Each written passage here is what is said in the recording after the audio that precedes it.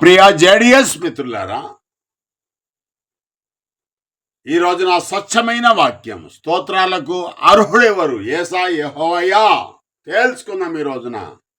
కీర్తన 72:9, 89, 52, మొదటి దిన 29:10, 1 రాజుల 8:15, ఆమోస్ 3:7, మొదటి పేతురు 1:3లో దేవుడే స్తోత్రాలకు అర్హుడు.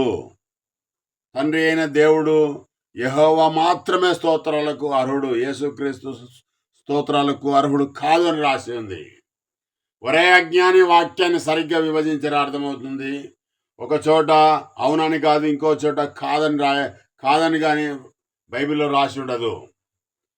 రోమా 9:5లో ఉన్న మాటను ఒక్క మాట పట్టుకొని మీరు దేవుని స్థానంలో యేసుక్రీస్తు ప్రభువును పెడితే శాపగ్రస్తులు అవుతారు. అజ్ఞానపు బోధలు పుట్టగొడుగులా వస్తున్నాయి. సరిగ్గా వాక్యాన్ని విభజించండి, మీ ఆత్మలు రక్షించుకోండి.